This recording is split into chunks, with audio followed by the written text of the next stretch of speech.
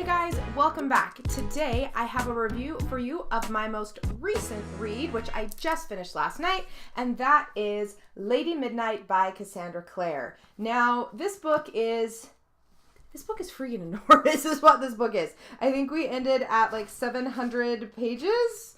That's a lot of book. I have been eyeing this book for a really long time because I've always been a Cassandra Clare fan. Like, you can see them over there.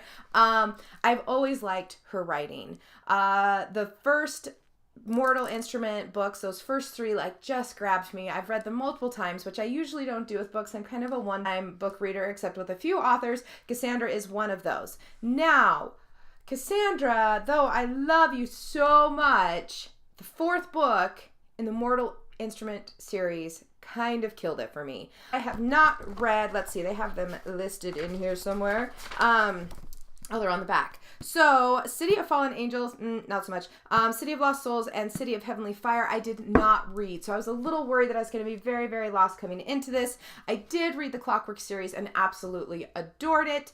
And so I'd been putting this off, just worried that I wouldn't be able to follow. Now, if you have never, ever, ever read anything by Cassandra Clare, I think this would be a difficult point to start in. I think you would feel very lost. If you have read anything by Cassandra Clare, she does a really good job of very rapidly catching you up as far as who is who, what big events you missed, because there were a couple of very large events that by the sound of it happened in City of Lost Souls and City of Heavenly Fire that I had no idea had even occurred, but she gave me enough in here that I was like, okay, cool, got it. So, point being, don't start here if you've never read any of her work. If you have, you should be good to go. So, what did I think of the book? Okay, I devoured the first 2/3 of this book, like devoured it. My plan has been to read a little bit at night, yeah, whatever, up to like 2 a.m. and then most of my day yesterday was lost. So I missed her writing so much, and I just was like, a kid in the candy store getting back into her style. That being said, I don't know what it is about when authors get really, really, really huge, but all of a sudden it seems like, now I've never gone through this experience because we haven't hit that point in my career yet, but it just seems like what happens is that the publishers and the editors are like, sure, man, do whatever you want. Like, you can write as many pages as you want and we aren't going to tell you no. Guys, it's too long. Like, this book could easily have 100 pages chopped out of this and nobody would probably even notice. 200 pages honestly could come out and I think it would make this story even more intense and so much tighter and more enjoyable than it already is.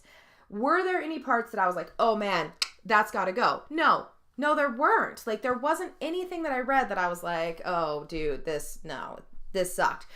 However, things just stretched on a little too long across the board.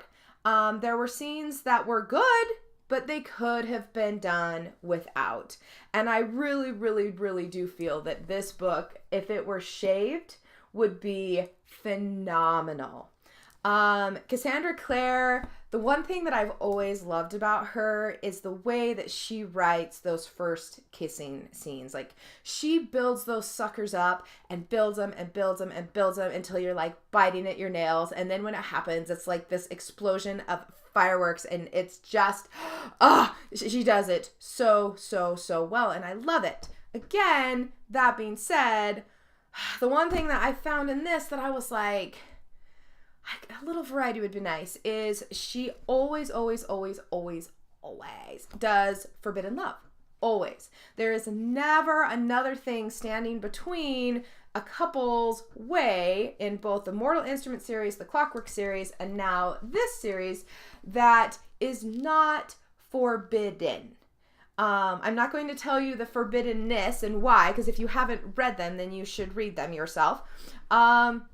And it works because it creates an enormous amount of tension, and it definitely adds to her already, her ability to write those tension-filled scenes, and then the way she set it up just kind of jacks that up a few notches. So it works, like, I get it. But I've read it from her so many times that I would really like something else to be in the way. Like, I don't know what. I mean, like, distance or misunderstanding, or, well, I mean, I guess she kind of did misunderstanding, but then again, it just turned into forbidden.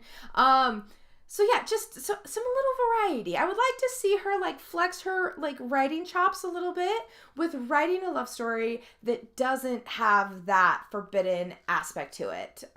Just because I think she could do it, and I would really like to read that. So, what did I think overall of Lady Midnight? If you like Cassandra Clare's writing, you are going to like this book. If you are someone who likes very formulaic storylines from authors, you're going to love this, because Cassandra Clare definitely does follow a very formulaic storyline. I get it. Like, some of my stuff also, you know, carries some very similar themes, some very similar ideas. Like, I'm not saying that's a bad thing, but if you're someone who picks up on those really, really easily and gets annoyed by them, you might want to be done with the first ones. So it's going to be kind of your call.